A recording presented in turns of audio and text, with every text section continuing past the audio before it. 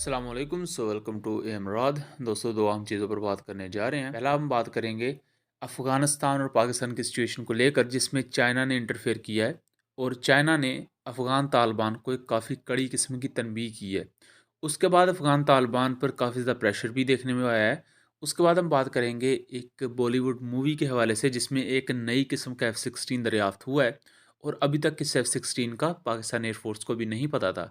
Pakistan air force इस नई दरियाफ्त पर काफ़ी ज़्यादा खुश नज़र आ रही है।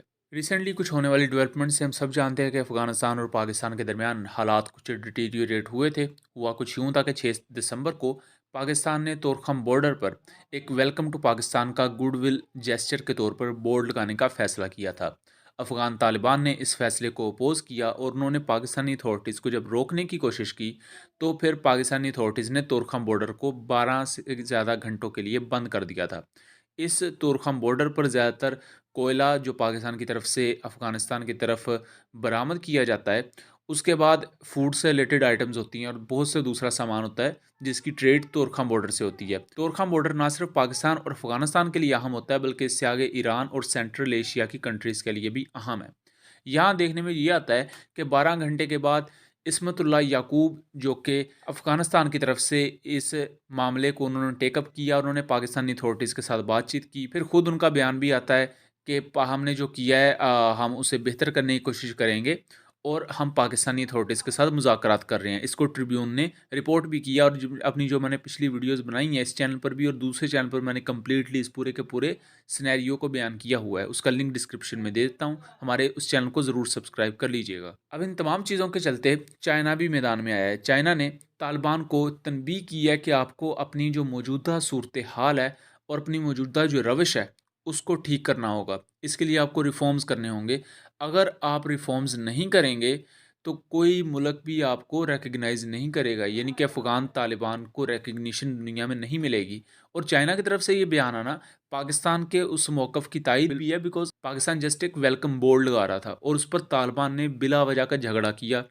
अब रिसेंटली चाइना ने भी अपना एम्बेसडर अफ़गानिस्तान में तैनात किया है और जिस तरह की हार्डकोर आइडियोलॉजीज़ को तालिबान लेकर चलते हैं, मतलब कि 1990 में और 90 की दहाई में भी तालिबान में ही एक सिविल वॉर हुई थी, जिसके नतीजे में ये अफ़गान जो जंगजू अफ़गान मुजाहिदीन थे, इनमें से तालिबान का धड़ा आया था जिसने हुकूमत कायम की थी। तब भी एक सिविल वॉर इनमें हुई थी।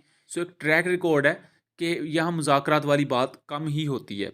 तो चाइना अब एक बड़ी पावर होने के नाते ये तालिबान को तनबीह कर रहा है और ये बार-बार अर्ज उन्हें कर रहा है कि आप काइंडली अपनी हरकतों को ज़रा दुरुस्त करें और अपने मुल्क में जो आपके टेररिस्ट मूवमेंट्स हैं, जैसे कि दाइश है, उसके अलावा शुमाली इत्तेहाद है, इनका बहुत से हिस्सों पर कंट्रोल है अफ़गानिस्तान में। अफ़गानिस्तान में जो तालिबान है, वो बाकायदा कोई गवर्नमेंट लाइक एंटिटी नहीं है।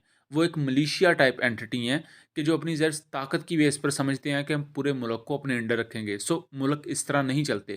ताकत अहम होती है, लेकिन उसके साथ-साथ आपको अवामी नुमाइंदों को भी अपने साथ लेकर चलना पड़ता है और मुख्तलिफ दूसरे इक़दामात करने पड़ते हैं, जो कि एक मुनज़्ज़म एंटिटी करती है। उसके बाद यहाँ 2-3 अच्छी खबरें भी हैं। पहला तो तालिबान ने इस चीज़ को लेकर कुछ काम करना शुरू भी किया है, जो कि खुश आइंद चीज़ है। पाकिस्तान को लेकर इस्मतुल्लाह याकूब ने एक बयान भी दिया है, जो कि अच्छी चीज़ है कि उन्हें अपनी चली गलती का एटलीस्ट एहसास है। और उसके बाद अफ़गान तालिबान ने यहाँ कुछ टीटीपी के टेररिस्ट पकड़े हैं अपने मुल्क में। उनके मुल्क में टीटीपी के टेररिस्ट छुपे हुए थे, जिन्होंने पाकिस्तान में बहुत सी कार्रवाइयाँ की थी। यहाँ पाकिस्तानी अफ़वाज पर और जो बेगुनाह शहरी थे, उन पर हमलों में मुलव्वस रहे थे और अफ़गान तालिबान ने कार्रवाई करते हुए इन्हें गिरफ़्तार किया है। उसके अलावा 8 दिसंबर को ही पाकिस्तान आर्म्ड फोर्सेस ने टांक, जो कि खैबर पख्तूनख्वा का एक ज़िला है, वहाँ इंटेलिजेंस बेस्ड ऑपरेशन किया है, जिसमें 4 दहशतगर्द मारे गए हैं और ये 4 दहशतगर्द हाई वैल्यू टारगेट्स थे, जो कि पाकिस्तान आर्म्ड फोर्सेस को मतलूब थे।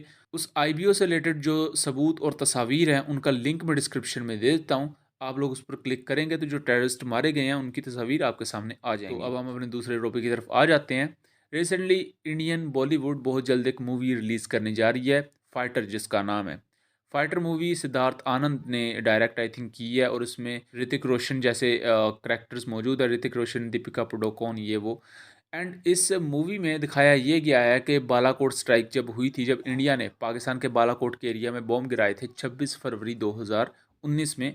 उसके बाद किस तरह फिर इंडियन एयरफोर्स ने बहादुरी से पाकिस्तान एयरफोर्स का मुकाबला किया था। यहाँ काफ़ी ज़्यादा अजीबोगरीब चीज़ें भी देखने को मिलती हैं, यानी कि हमें यहाँ SU-30 एयरक्राफ्ट पाकिस्तानी F-16 को तबाह करते हुए नज़र आता है, लेकिन इससे पहले खुद इंडियन दोस्त ये दावा करते रहे हैं कि हमारे MiG-21 ने, जिसमें अभिनंदन बैठे हुए थे, उन्होंने पाकिस्तानी F-16 को गिराया था। हालांकि उसका भी सबूत कोई पेश नहीं किया गया था, लेकिन यहाँ SU-30 को लीडिंग रोल के तौर पर रखा गया है।